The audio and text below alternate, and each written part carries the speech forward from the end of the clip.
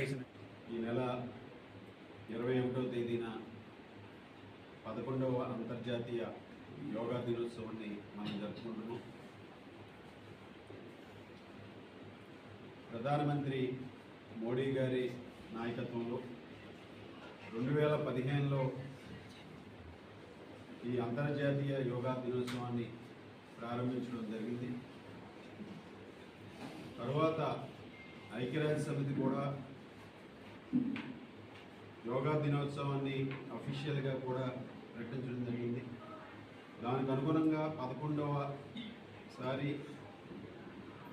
మన ఆంధ్రప్రదేశ్లో వైజాగ్ వేదికగా యోగాంధ్ర కార్యక్రమాన్ని గౌరవ ముఖ్యమంత్రి వర్యులు చంద్రబాబు నాయుడు గారు, ఉప ముఖ్యమంత్రి వర్యులు పవన్ కళ్యాణ్ గారు, నరేంద్ర మోడీ గారి నాయకత్వంలో ఇక్కడ నిర్వహించడానికి అన్ని సన్నాహక ఏర్పాట్లు కూడా చేయడం జరుగుతుంది.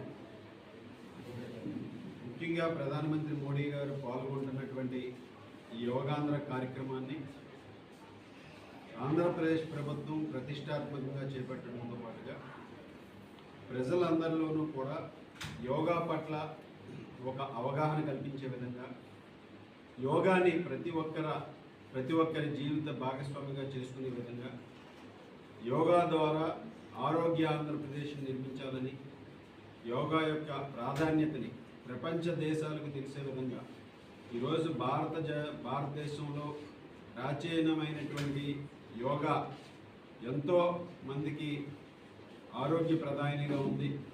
అటువంటి యోగాని ఈరోజు ప్రజలందరిలోనూ కూడా భాగస్వామ్యం చేసే విధంగా, ప్రతి ఒక్కరి జీవితంలోనూ కూడా భాగస్వామ్యం చేసే విధంగా ఈ యోగా ద్వారా, యోగాంధ్ర ద్వారా ప్రజల్లో చైతన్యం తీసుకొచ్చి ముఖ్యంగా ఆరోగ్యవంతమైనటువంటి సమాజాన్ని నిర్మించాలనే ఒక లక్ష్యంతో ఈ కార్యక్రమాన్ని ఏర్పాటు చేయడం జరిగింది.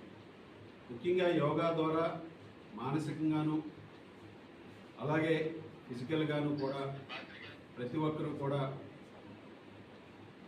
ఆరోగ్యవంతంగా ఉండి ఒక ఆరోగ్యవంతమైనటువంటి సమాజాన్ని నిర్మించాలనే లక్ష్యంతో ముందుకు వెళ్తున్నాం. దానిలో భాగంగా ఈసారి ఈ అంతర్జాతీయ యోగా దినోత్సవాన్ని వైజాగ్ కేంద్రంగా 5 లక్షల మందితో నిర్వహించి గిన్నిస్ బుక్ వరల్డ్ రికార్డ్స్లో నమోదు చేయాలనే లక్ష్యంతో ఈరోజు కూటమి ప్రభుత్వం ముందుకు వెళ్తుంది. దానికి అనుగుణంగా యోగాంధ్రాకి సంబంధించి ఇక్కడ ఈ 5 లక్షల మంది పాల్గొనే విధంగా చేసేటటువంటి ఏర్పాట్లలో గౌరవ ముఖ్యమంత్రి చంద్రబాబు నాయుడు గారు, తెలుగుదేశం పార్టీ జాతీయ ప్రధాన కార్యదర్శి మంత్రివర్యులు యువ నాయకులు లోకేష్ గారు, అలాగే ఉప ముఖ్యమంత్రి వర్యులు పవన్ కళ్యాణ్ గారు అందరూ కూడా ఈ ఏర్పాట్లను ఎంతో ప్రతిష్టాత్మకంగా తీసుకుని అన్ని విధాలుగాను కూడా దీన్ని విజయవంతం చేయాలనే లక్ష్యంతో వెళ్తున్నారు.